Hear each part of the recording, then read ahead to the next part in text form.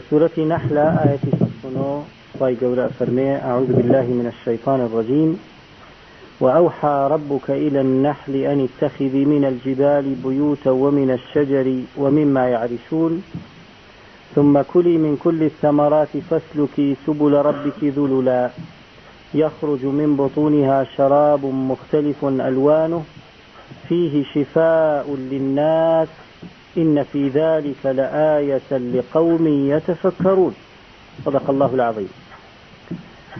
باسي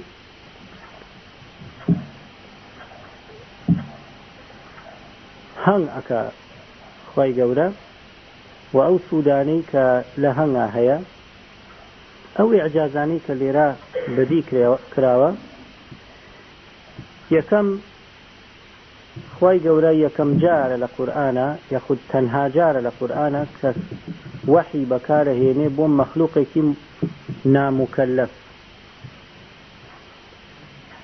أوحى ربك إلى النحل بكار هاتو بو دايكي موسى بكار هاتو بو ملائكة بكار هاتو بو پیغمبران بكار هاتو بو جن بلام تنها مخلوق كمكلف نبي وكلمة أوحى بو بكار هاتي بي هنغ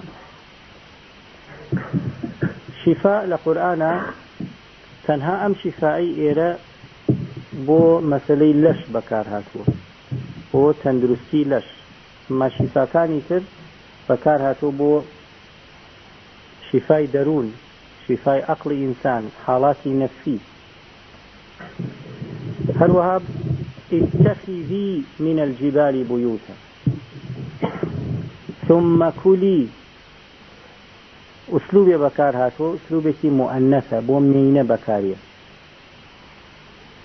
شوارده قرن لما وفيش قرآن عليه أو هنگي كهلالك وأكاتو كهنوين دروستك مينية وعلم سلمان ديك أو هنگا بيانو في شغالات مينا والنير هرجيز ناتي بلاي هلالاو هرجيز هنوين دروزناك. قرآن فرمي شراب مختلف ألوانه كوملك سود لا هنگ ورجيري يكيان هنوينكيتي دو هميان هنوينكي تايبتا خوراكي شاهنگكيا سي هميان او ميويا كلناو پوري هنگا هيا چوار هميان او زهري كهنگكا للشياتي كشيتوا او زهرية لشتو ايش بشيت لشفاكا أمرو لچەند وڵاتێک وەکو ڕۆمانیا وەکو چین وەکو رووسیا خەستەخانەی تایبەت هەیە نەخۆشخانەی تایبەت هەیە بۆ ئەو نەخۆشیانەی کە بە بەرهەمەکانی هەنگ عیلاجەکرێن یعنی پێیان ئەڵێن ئیپیثێرەپی ئیپی لە ئێپەسەوە هاتو ئێپەس یعنی هەنگ يعني التداوي بمنتجات النحل. سبحان الله أولا تانشن كباوريان بدين إسلامية بداخل وإيمي مسلمان أو اجتمان فراموش كردو أو جور علاجانا بيغانا بكاريني إما بكار ما نهناوه وقرآن فشمان شوارده قرن لما فيش أفرمي شفايك هروها زانست دۆزیوێتەوە کە خۆراکی شای هەنگ شاژن بڵین مەلیکە خۆراکەکەی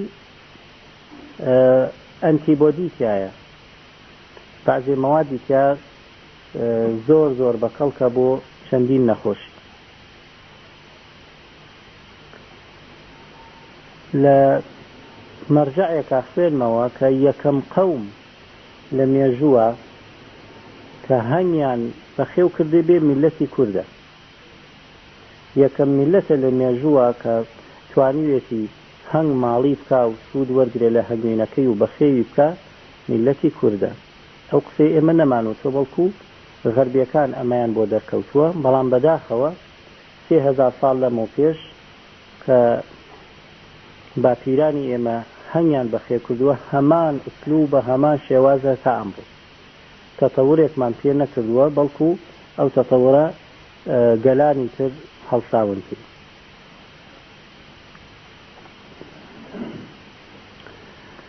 حاڵەتێکی تر هەیە بە نیسبەت هەڵاڵەوە. هەڵاڵە ئەگەر بە میکروسکۆپ سەیری بکەی پاش ماوەیەک تر تێگەچێ ئەفەوتێ وەکو موویەکی لێت ئەو سایتۆپلازمی ئەڕوا بەرەو پێشەوە ئیتر ئەفەوتێ. زاناکان مراقبەی پورەی هەنگیان داوە لە ناو شانەکانی هەنگا چەندین ڕۆژ ئەمێنێتەوە ماوەیەکی زۆر ئەمێنێتەوە وەک خۆراک و هیچی لێ نایە. پاش بەحثێکی زۆر چەند پرۆفیسۆرێک کردویانە یەکێک لەوانە دکتۆر عەبدولحەلیم مەشرەف و چەند پسپۆرێکی تر ئەگەر